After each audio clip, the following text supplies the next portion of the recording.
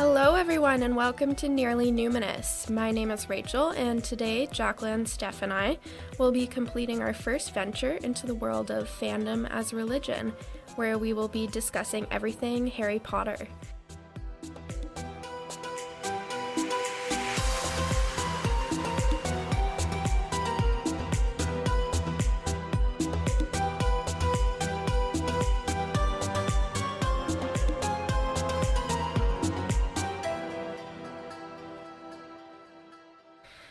Disclaimer, I'm hoping to bring to the table more general knowledge about fandoms and fan culture, as I've never read the Harry Potter series in its entirety, though I have seen all the movies multiple times and I grew up with it like my other co-hosts here. I was a huge Harry Potter nerd. So I actually, when I was younger, I didn't find much value in reading. I did, which is like quite surprising because says the PhD student. I also just so you know, I won a lot of competitions for I Love to Read month. So it was kind of like this big change that happened from grade 1 to grade 2, because I remember walking through the grocery store with my mom and being like, "No, Mom, I don't need to read because all of the cans have pictures on them. So if I want to buy cans at the grocery store, I just I don't need to read." And my mom's like, I don't know what to say to that. It's good logic. Flawless. And then at some point I discovered Harry Potter and it was just a switch. So Harry Potter was very much my first sort of reading, and so they were very big in my formation as a person. Yeah, see, even as a kid, I was a huge nerd. I think I started reading Harry Potter when I was in kindergarten, which was way too young to be reading Harry Potter. It was a little bit over my head from what I remember. I think that I read it just because I felt like I needed to. I have older siblings, and it was always trying to prove myself against my older siblings. So I read all of the books, probably as soon as they came out. I'm also a huge nerd in that I can't read books over time. It gets read in one night or it does not get read. Oh, interesting. Yeah. So, I've done my fair share of reading of Harry Potter. I also must say, and we'll talk about this a little bit later about our maybe issues with J.K. Rowling, but I love her writing. Her books that she did under is it Robert Galbraith pseudonym? The Strike Cormoran series. So well done. And I hate that I love them.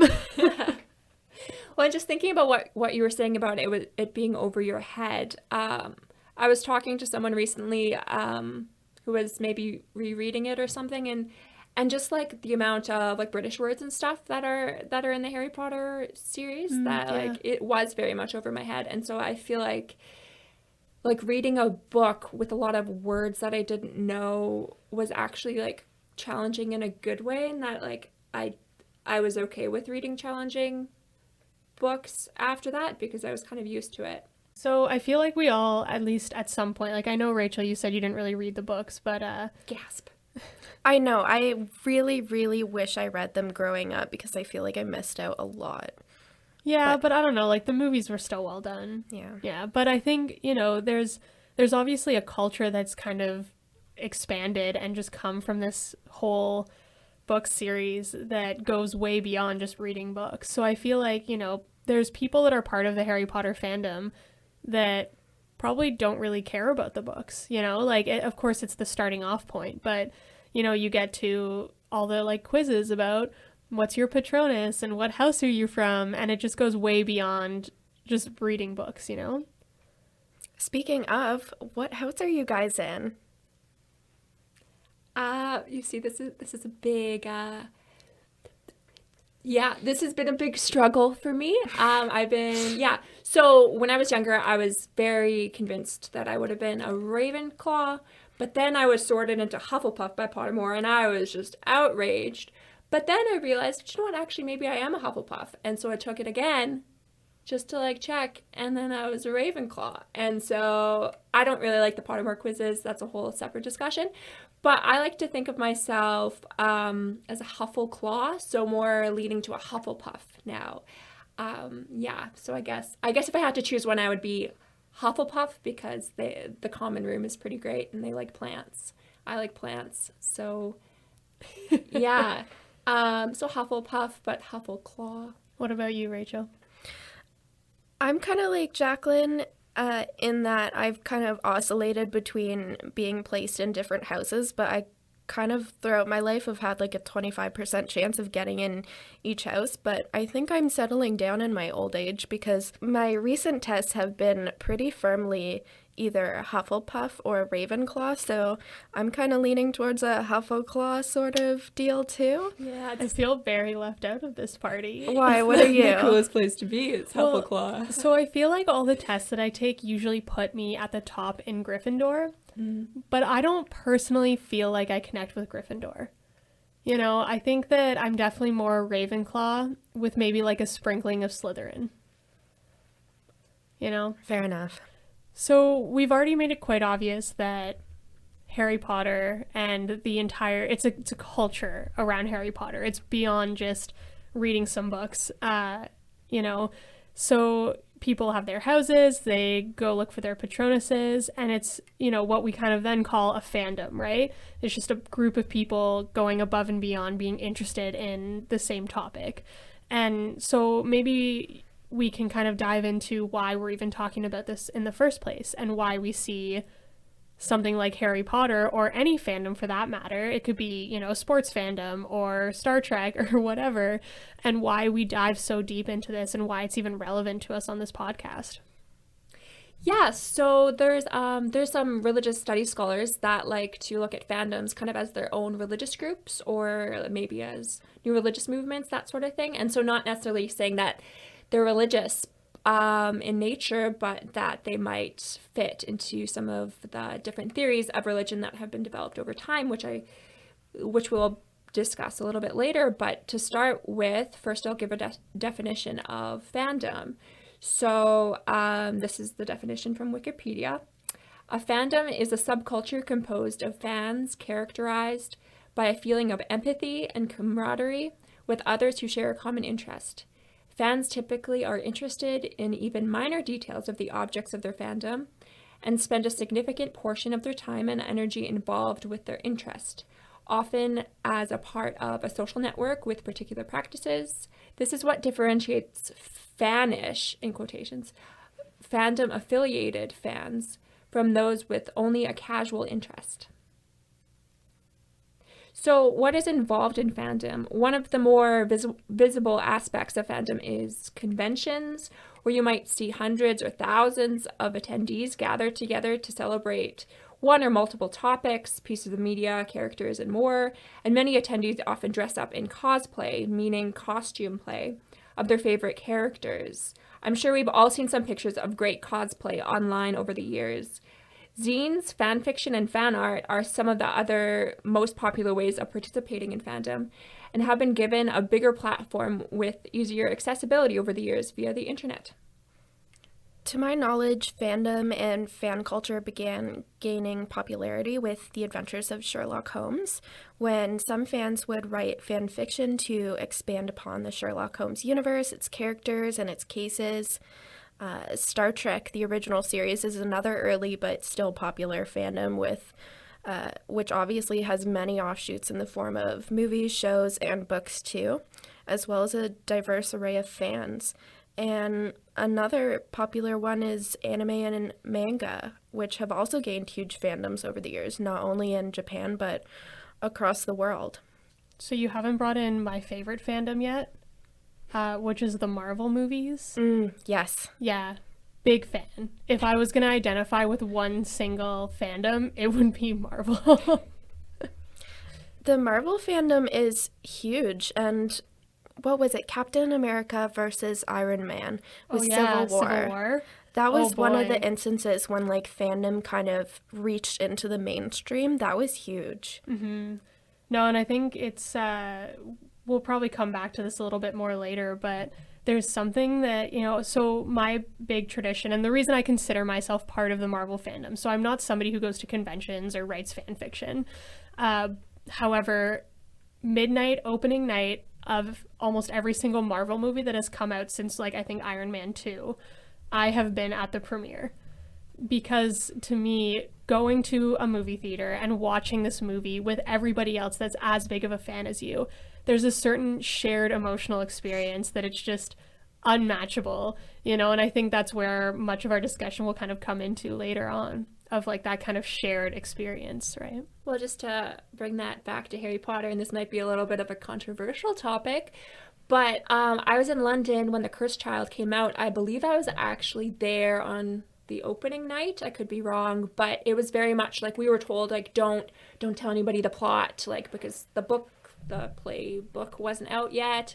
And it was just this really cool feeling of like being all together. People were dressed up and just like being in that atmosphere together. It was pretty cool. Yeah. Yeah. And fandom is usually seen as outside or more extreme than mainstream culture and mainstream fans, which is generally true, but in many cases, fandom culture has hugely influenced the mainstream culture, including new media and literature that comes out, and sometimes even the source material itself, such as with Sherlock Holmes's death. So mainstream fan fiction you guys may have heard of includes the tale of King Arthur and all subsequent Arthurian legends, Paradise Lost, The Divine Comedy, The Three Musketeers, Pride and Prejudice, and zombies, obviously, the Mortal Instruments series, and the really popular one recently, 50 Shades of Grey. So it just goes to show you that, especially when it comes to like fan fiction, this stuff that starts off as sort of niche and in specifically fan culture can expand to more mainstream and sort of becomes disconnected from the fandom itself sometimes. Would you say that Paradise Lost is just fan fiction of the Bible? Absolutely. Absolutely, yeah.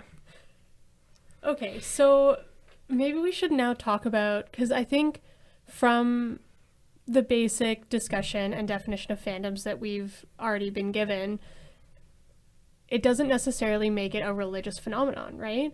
So I think there's something to be discussed here about, you know, how does this actually fit into the greater conversation of religion, you know? And something that I like to maybe bring into the discussion is Emile Durkheim. So I know we try not to get super theoretical on this podcast, but I feel like for this discussion it's good to give you an idea of Durkheim and Durkheim's theory of collective effervescence, which I love that term. Anyway, so the idea of collective effervescence is based on Durkheim's theory of religion, and it's kind of the core element of it. So Emile Durkheim was a French sociologist who published work kind of at the turn of the 20th century.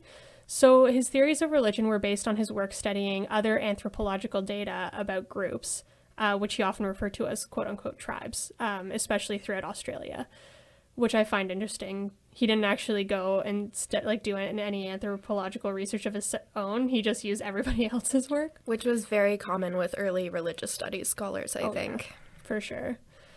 So he made observations that there was a very big distinction in the world between what we consider sacred and what we consider profane. So the sacred is basically anything that we kind of infuse with religious ideals. So that can be physical objects like the Bible, it can be going to church, it can, you know, anything within that realm, it can be meditation.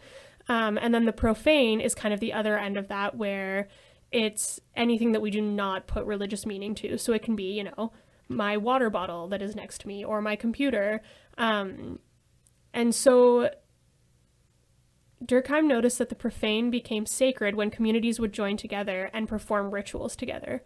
So it would take any common gathering of people and kind of give it this otherworldly quality. So he saw that this ritual and performing these things together in unison would create a sense of belonging infused with the numinous. So this is then linked to an idea that there's a certain quote-unquote electricity that is released when these groups come together, and it leads participants to a certain collective emotion, and he also kind of refers to this as a certain delirium. So Durkheim believes that this creates a group sense of being in contact with a divine energy, and this is where our current understanding religion comes from.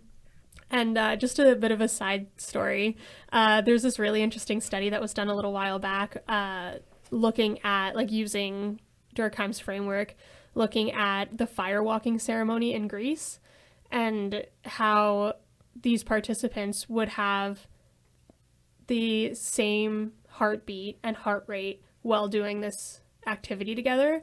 So it was kind of like the scientific understanding of like what Durkheim was talking about, where you participate in this ritual together and you're doing this very crazy thing that it's actually quite dangerous, I think. And everyone had the exact same breathing patterns, heart rate, etc. So I think that's kind of a really interesting link to that. So from Durkheim's perspective, the next part of this kind of collective effervescence is that then this experience is projected onto an external symbol. So for many religions, this takes its form in a divine figure like a god. But for some fandoms, it can be a projection into the divine qualities of a character. So kind of making Harry Potter a savior-like figure, or even making him an extension of an external figure of God.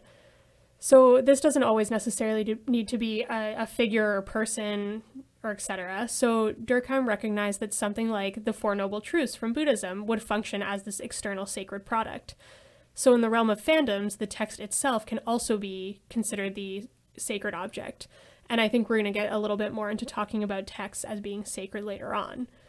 And I think if we kind of use this theory of religion, it's really easy to see how things like fandom can fall into the religious definition, because you get these gatherings at conventions or going to the movies, and it kind of creates this mass ritual where everyone participates in the same thing, and they're going to get this like sacred and religious feeling from it.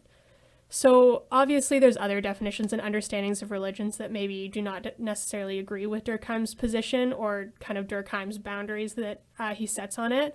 But I think there's also some other traits of religion that we'll see throughout this. I think we're going to talk a little bit about like charity and sacred texts and things like that.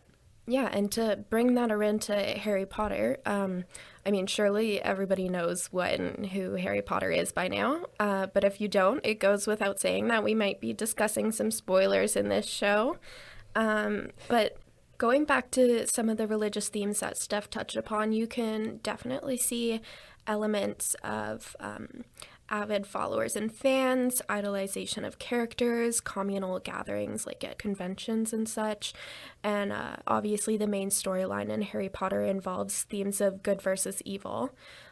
So if we're coming at religion from a Durkheimian perspective, which places a lot of emphasis on community, then it seems obvious that Harry Potter has inspired religious-like devotion and followership over the years in many ways, such as through conventions, like I said, in-group, out-group dynamics with Hogwarts houses, uniforms like school robes and house colors, which show a more visible aspect of community, and of course the creation and consumption of fan fiction and art, theories, and memes, which can be so easily shared and understood.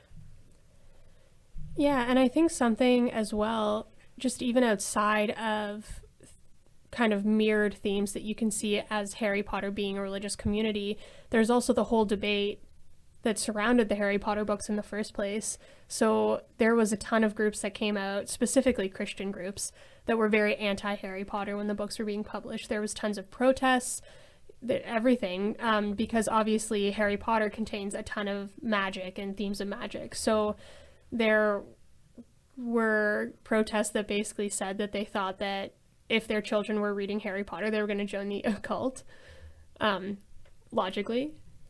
But I think it's interesting that there's also the other side of it, where there is a ton of Christians that then tried to do Christian readings of Harry Potter. So Greg Garrett's one author that wrote a book called One Fine Potion, The Literary Magic of Harry Potter. And he said in an interview that he believed that Rowling's 4,100-page epic was the best and most powerful contemporary retelling of the gospel narrative. So I think it's quite interesting that then there's also this divide about, you know, how religions perceive these fandoms on their own and how they interact with these fandoms. I remember this being an issue when I was a kid. As I've talked about before on this show, I went to Catholic school all my life. And when I was in grade 1, when I was about 6, I remember that this issue of Harry Potter being about, you know, like witchcraft and devil stuff came up. Devil stuff. Well, like the first book that that controversy where it was like Harry Potter and the Sorcerer's Stone versus like Harry Potter and the Philosopher's Stone. I don't really remember the conclusion to the talks about this at my school because I was 6, but I remember that this was a big issue that even I and my other students in my class could heard about it. Well, it's interesting, too, that we make these divides between fantasy worlds, because we could look at something like Tolkien, right? And The Lord of the Rings, I would say, has just as much ideas of magic and stuff promoted in it, but because Tolkien was such an outspoken Christian, then people kind of gave it the okay, whereas when the Harry Potter books were published, people were less, J.K. Rowling was less vocal about, you know, her own religious background. I think she later came out trying to justify herself and say that she was Christian and, you know, these books were actually, you know, contained her Christian ideals. But, you know, that might have also just been like an after the fact. I think it also has to do with the fact that Tolkien's world is a different world than this one. Whereas Rowling's, like, the Harry Potter universe is on Earth right now, you know, like interacting with, in theory, our historical events currently. And so I think there's maybe a little bit of a fear that children maybe won't be able to tell the difference, or I don't know. I'm not sure how to phrase that, but yeah, I think though that it's obvious that those kind of things have maybe calmed down a bit, because you don't hear the same protests these days, right?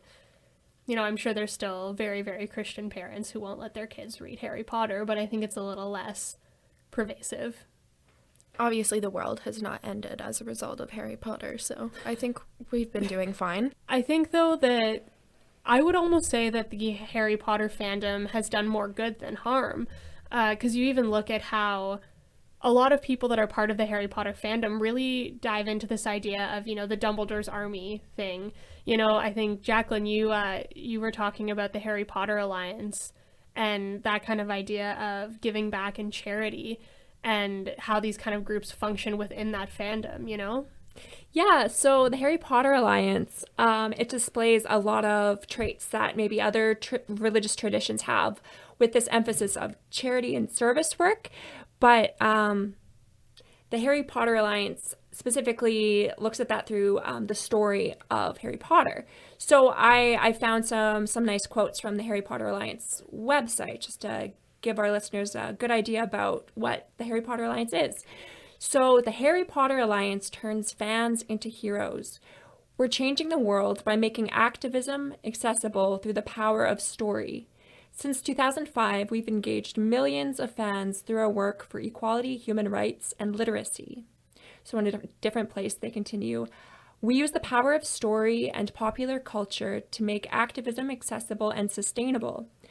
Through experiential training and real-life campaigns, we develop compassionate, skillful leaders who learn to approach our world's problems with joy, creativity, and commitment to equity. So the Harry Potter Alliance is divided into chapters, which I really like because, you know, it's a book.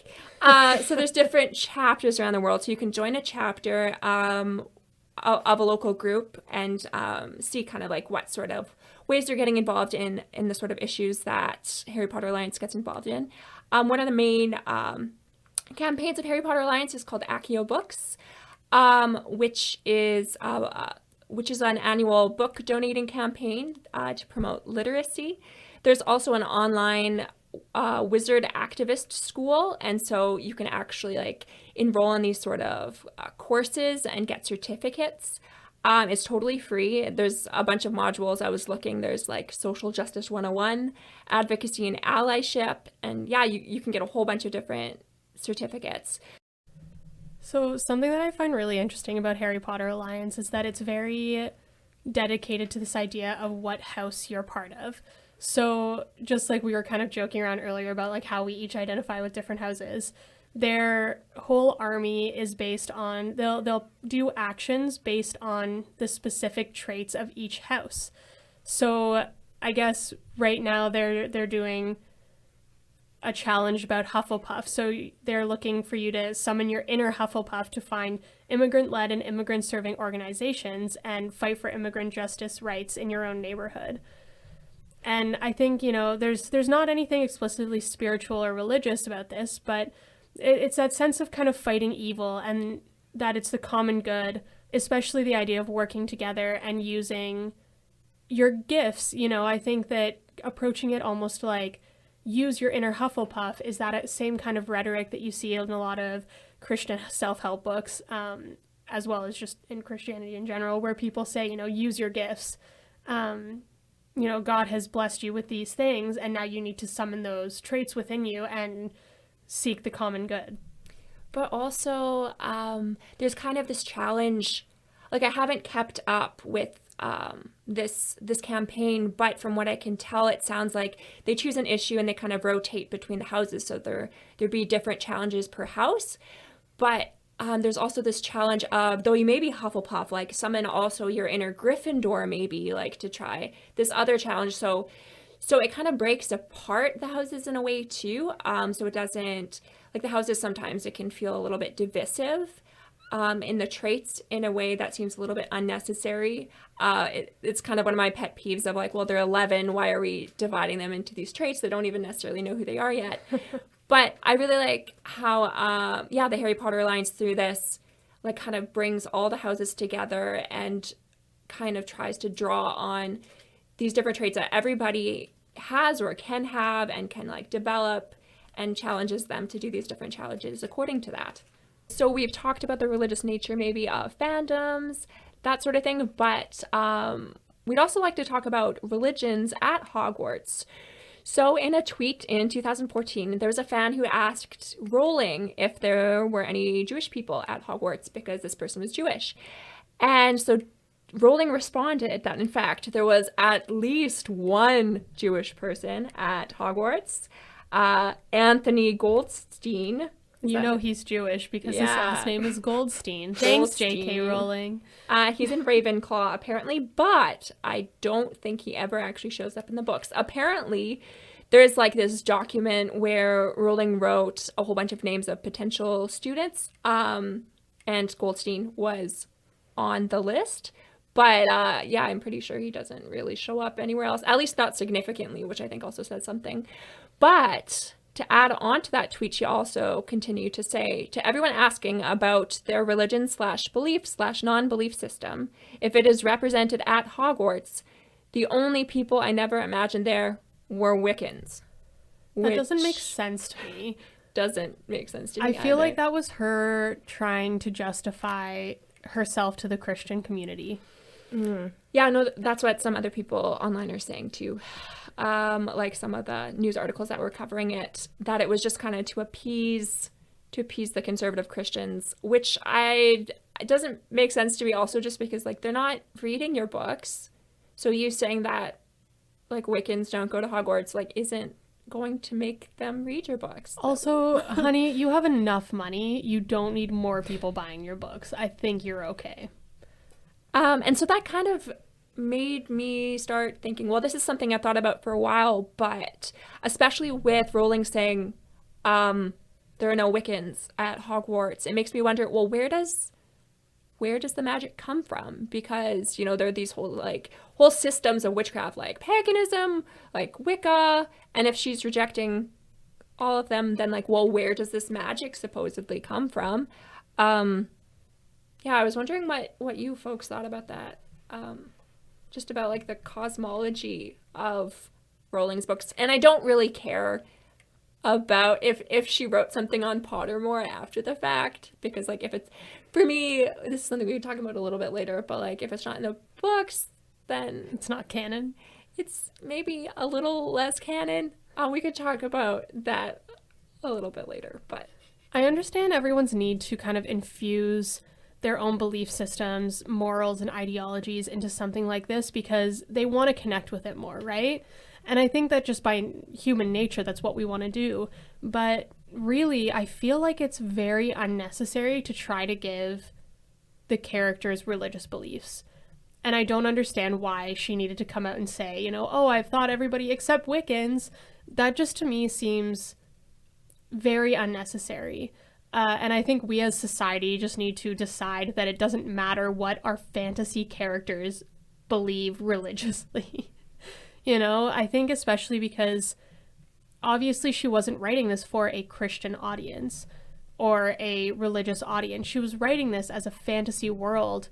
And, I think it's very important that you can still recognize that there's morals and ideologies and, the good versus evil debate. And it's a very, all books teach you something, but it doesn't necessarily need to be grounded in religion. And I think just by bringing that debate into it, it's unnecessarily divisive. On the other hand, I can see why some people who belong to minority and marginalized religious groups would want to see themselves inside the story when they don't get to see themselves in any other story. I could see that, yeah. I just think that, is that then almost tokenizing after the fact of obviously J.K. Rowling didn't write the books positively showing minorities. Everything that she did was after the fact of just trying to kind of re-justify herself. Well, if you look at the LGBTQ community, she says, I think also around the same time in a tweet, in a Twitter discussion about I hope that Hogwarts would be a place that would feel safe for the LGBTQ community. That's very ironic of her to say. Exactly. But then if you think about it too, all of the couples that we know of in Hogwarts are I'm pretty sure they're all they're heteronormative, yeah, for sure. I don't think there's no same-sex couple that I can think of. So it's okay, you can say that, but I don't know. It just seems very disingenuous. And this may be an entirely ignorant comment, so feel free to call me on it, but is it maybe then better to have more of a blank slate than trying to pigeonhole characters?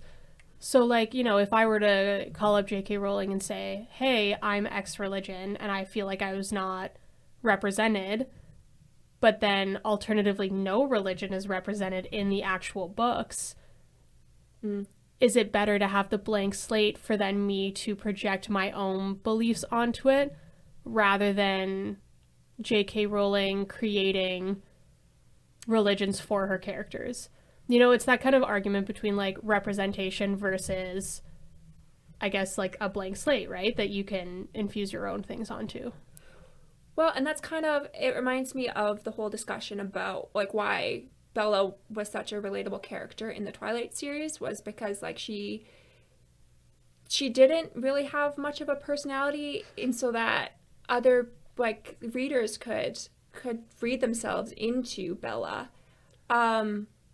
Yeah, so the blank slate thing makes sense to me of just leaving it open for readers, but then also, yeah, I don't know, Rachel, you have something to say?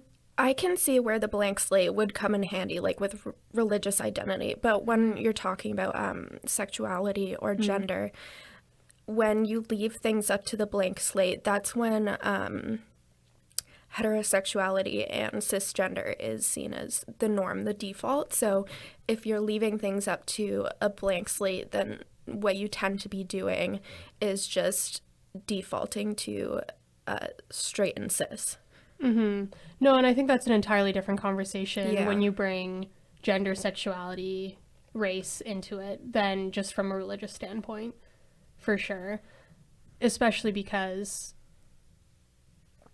as much as it's possible to read into a character and decide that they are maybe actually transgender because they maybe have a blank slate and there's no defining qualities that says they're not, that's not necessarily the automatic jump. You're right. Yeah.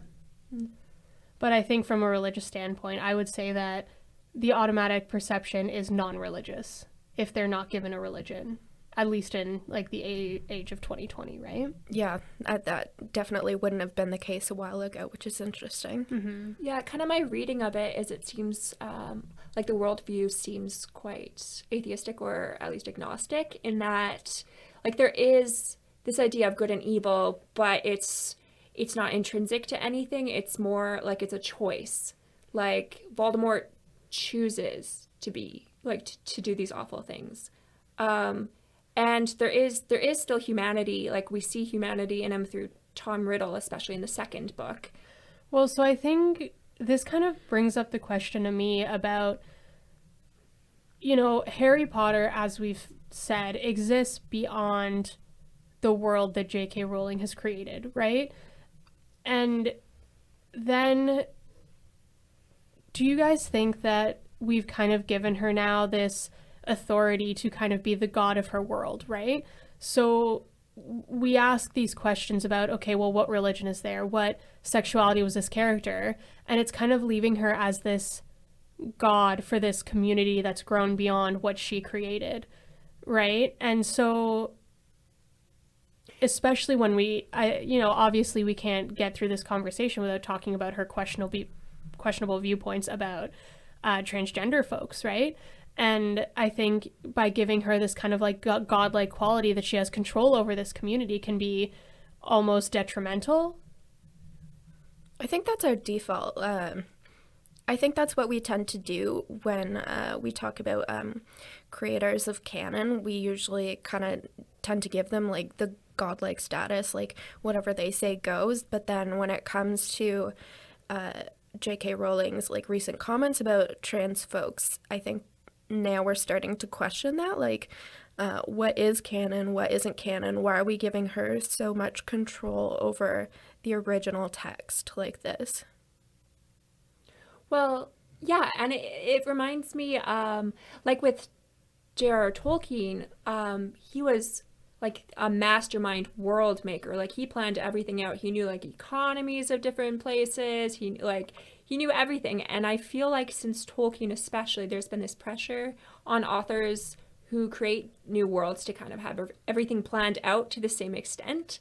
And I think that Rowling, as well as a lot of her fans, have kind of fancied Rowling as being equivalent to Tolkien in this world creation.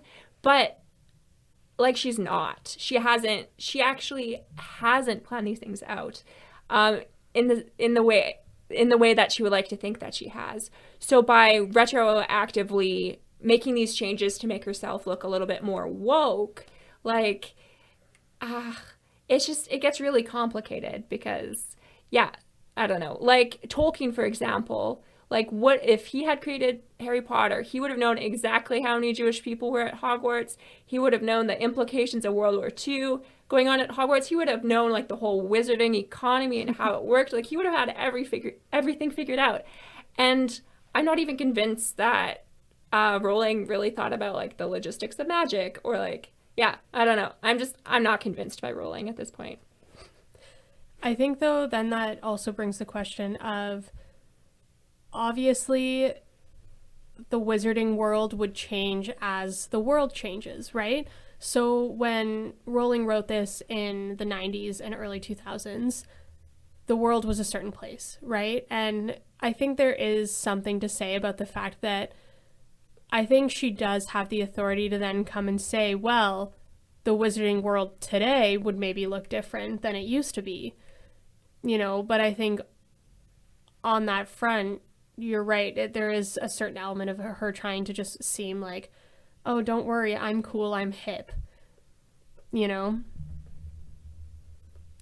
and that was especially in kind of the 2012 to 2014 range where Pottermore was coming out, and I think like she was very, very active on Twitter, and like fans were sending her like tweets every day to ask her these questions, and she was responding. So it was this really cool like interaction with this kind of godlike figure. But it makes me a little bit skeptical, especially because Pottermore was just coming out, if that was not just a large part of a campaign for her. Mm-hmm. I think an extension of that is as well, if we give her this godlike authority, then we see her almost as this divine figure not to be challenged or questioned, right? And I think that that's really shaken up everybody because so many people who maybe are trans, if not at the very least support, trans folks, that now are kind of at this impasse where they've placed this divine quality on J.K. Rowling, and They don't feel like they can challenge her or question her. And it's kind of this position that people are now in of like, what do we do now, right? Do we go and burn all of our Harry Potter books? Do we stop supporting the Harry Potter franchise? Do we stop identifying with this movement? Or is there a middle ground, right? Because I think, you know, realistically, like a divine figure, you know, if for, you know, there's thousands, millions of people that have gone, hey, I don't like that God said this in the Bible. He doesn't agree with my viewpoints and lifestyle, therefore I need to throw out Christianity altogether. And so, you know, if we kind of place J.K. Rowling as this divine figure, do we then have to treat it like that, right? Or can we treat it like an element of just pop culture where you can take or leave whatever you want? You don't have to shape your whole ideology based off of what this one person says and does. People are tending to like pick and choose stuff from the Bible more recently, though. So I think that still shows that the way we view the Harry Potter world is kind of like the way we interact with the Harry Potter world is a lot of the way we like interact with religions and spiritualities. Like, even if we don't agree with what Rowling says, we don't necessarily have to throw out everything. We can just choose to remember the books and the movies fondly, stay in love with the characters, in love with the story, and kind of separate the author from all of that too. Yeah, so that's a really great point. Like for me, for example, like Harry Potter was quite significant growing up, and so I can imagine like other people who like while they were growing up, maybe like Harry Potter was a safe place that they could kind of retreat to when maybe things weren't going so well at school, that sort of thing. And yeah, just to feel betrayed by the person who created this world that became your own.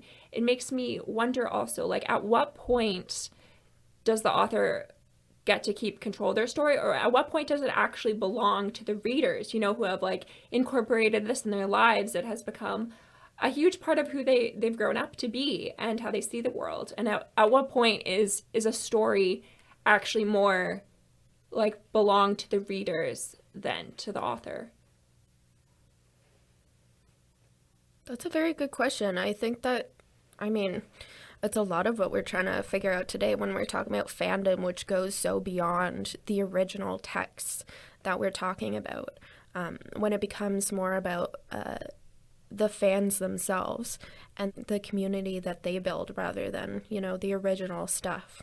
But I've seen on Twitter, like, trans folks, some of them saying, like, Harry Potter was so important to me, and now that I've been seeing Rowling saying these things online, like, I don't know what to do anymore. Like, I cannot connect to this story. I cannot read it in the same way.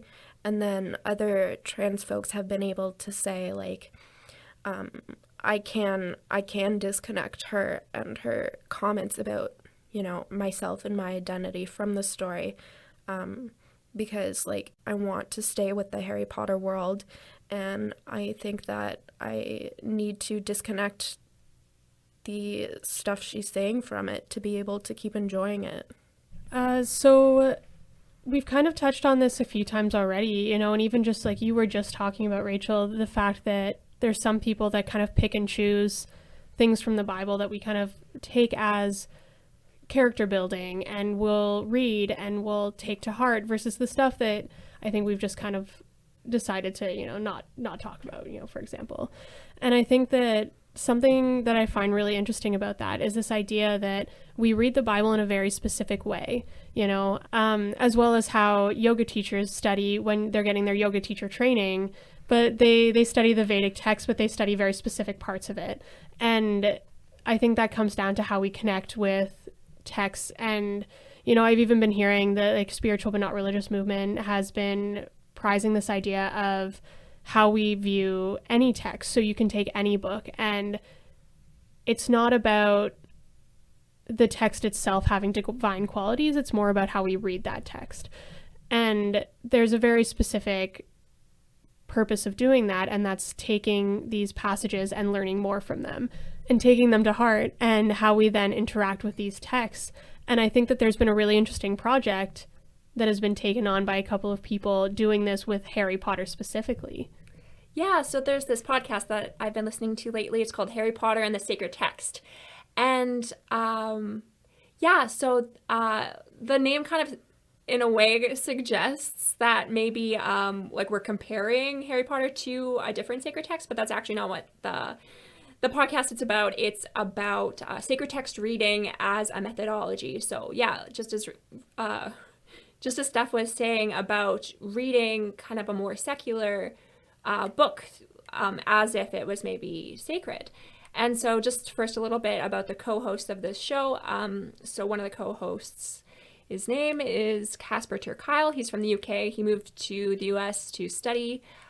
He got his master's degree in divinity and public policy from Harvard. And what's interesting is he actually grew up atheist, and I believe he only really became Christian when he was studying his master's, which is kind of interesting. I think he might have gone into divinity as an atheist. So he remains what's called a Ministry Innovation Fellow at Harvard Divinity School. And the other co-host, they met at Harvard. Vanessa Zoltan is Jewish. She is atheist and is a humanist chaplain. She got her MDiv at Harvard, and she studied English literature in her BA, and she wrote about the idea about like Jane Eyre by Charlotte Bronte being a sacred text. So she talks about, since she herself is not religious, she sometimes missed having a text to return to for comfort. So some people may do with the Quran or Bible. She realized at some point, though, that that's exactly what she was doing with Jane Eyre. So like maybe she was feeling sad, maybe I don't know, she would just keep returning to Jane Eyre and would get different things from it each time. So that's kind of the background of where this idea of reading Harry Potter as a sacred text came from for this podcast.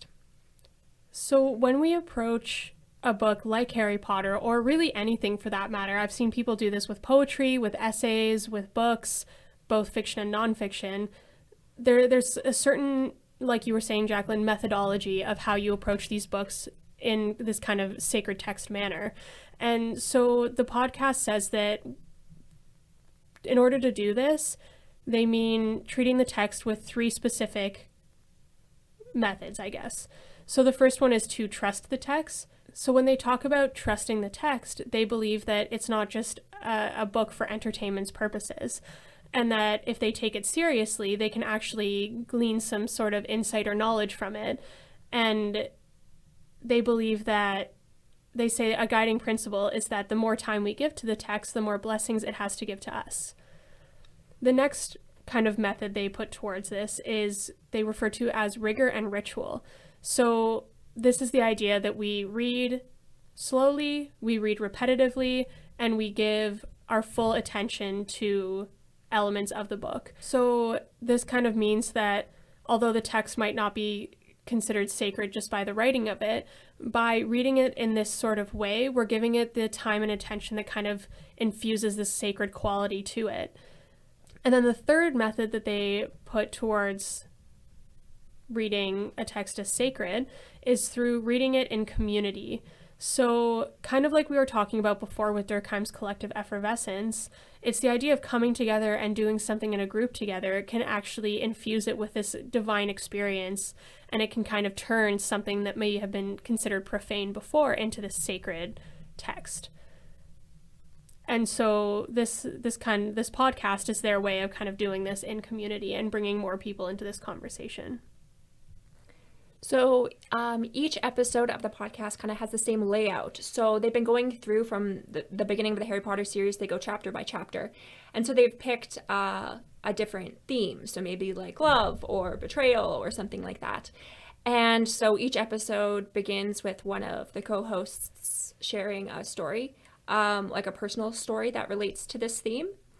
And then they go into the 30-second recap. So it's kind of like this competition where just because listeners might not have read the book recently, so to give them a little bit of a recap of what was going on. So it's a competition. They each do it, and it's really funny because Casper is really, really bad at it. And yeah, so then after that, then they start talking about the different events in the chapter and how they relate to the theme. Now, the part where it gets to kind of more like viewing the book as a sacred text is they rotate through different spiritual practices for viewing different sections or quotes from these chapters that they're focusing on. And so most of these spiritual practices do end up being from the Judeo-Christian tradition, just because the co-hosts feel that since they're from those backgrounds, then they can authentically do these practices and claim them as their own. They sometimes have guests on where the guest maybe leads them in a different spiritual practice, but they feel uncomfortable with doing like a different traditions practice that they don't feel like they can have personal claim to. So they have a bunch that they kind of rotate through. Yeah, all of these are practices that have been used particularly in Christianity and Judaism to study the Bible and the Torah. And and after they've done that, then they close the episode. Well, first they would have voicemails if there was anyone who had called in with kind of their insights from previous chapters, but then they would end with a blessing. So they would choose a character from the chapter and offer a sort of encouragement to that character for what they're kind of going through in that specific situation in the chapter. And so what's kind of cool is Vanessa made a commitment early on that she would always bless women, and she always has, but sometimes there's like one woman in the chapter or something, like because the cast is obviously like, because there's Ron, Harry, and Hermione very often, and so there's like very few women sometimes, and so it's kind of a cool commitment to just think about like the women in literature. And yeah. So rather than promoting Rowling to a god status, viewing Harry Potter as a sacred text actually allows readers to separate the story from the author. So there are no discussions of the author's intention and no discussions of Rowling's clarifications or, as I would call them, retroactive canon adjustments. This allows readers to engage with the stories and characters as something unto themselves, perhaps as they did when they read them as a child. And I think this is especially important due to how some of Rowling's controversial statements have made people feel betrayed by her and, by extension, her universe. So this can be super damaging, especially if these were places where people retreated to, say, as they were kids in middle school. And this podcast, as well as the Harry Potter Alliance that we talked about earlier, centers the story of Harry Potter on the fan community, which allows it to remain a safe space for people. So just kind of on that note, I was wondering if you folks had any stories about the role that Harry Potter or broadly fantasy books has had in your life as you were growing up. Well, I think I had already kind of touched upon the Marvel universe, but I think that because it became so prominent when I was in my early teens, that's when I really latched onto it. I think as much as I connected with Harry Potter, I got, I think, a little too into it when I was like 6, 7, 8. And although those are very formative years, I don't have a ton of memories of those years. So I'm sure that Harry Potter played like a very strong role in my life then. But I find like when people kind of talk about like fandoms and fantasy and like connecting with like a community like that, I really think about Marvel. And I think though a lot of it has to do with this fact that especially how the women are portrayed in Marvel universe, I've always really respected, because I have always been somebody who's into strength and the idea of like both physical and emotional strength when it comes to like the female identity. And I've really appreciated, you know, like I think I was brought to tears in the last Marvel movie, like the last Avengers movie, when it was the scene of just like the pan of all the women like getting ready to fight together, and I like, it's just so powerful. But I think on top of it, it was a really big connecting thing for me and my friends. You know, we would talk about like theories in the universe and, you know, project like what we thought should happen. And I think that's a big part of it, right? Is, trying to put like your own theories and your own ideas into this series. So I mean, even going back on the fact that like when I was young and was into Harry Potter, I maybe hadn't had those kind of like need for predictions and putting my own ideas into the story as much as, when the Marvel Universe came out, it was very much like, I'm not a fan fiction writer, but it's that idea, right? Of like letting this world exist with your own ideas, And outside just fantasy books, just more like general, I've definitely made lots of connections and even really good friends over the years, connecting with people just through fandom. And like I still talk to some people every day that I've met online through fandom. So I think it's had this huge significant impact on my life, my experience with the internet, how I connect to new media and literature, and how I connect to people online. Yeah, that's a good point. It reminds me when I was a camp counselor, and I was quite introverted, and so I tended to be more aware of kind of like the introverted campers that would be in my cabin or in my different groups.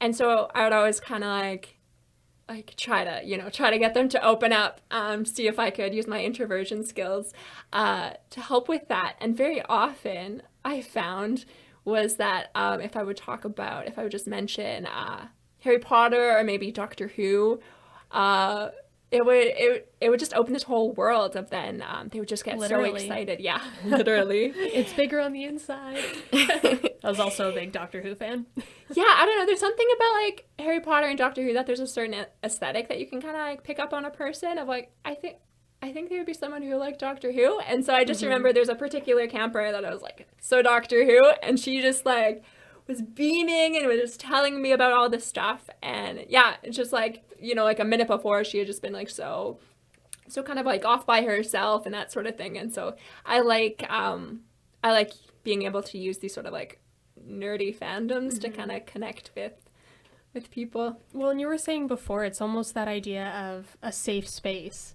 right? And I think especially as I'm not super introverted, but I think at my core I'm an introvert, where I do find more peace by just going and diving into my interests, right?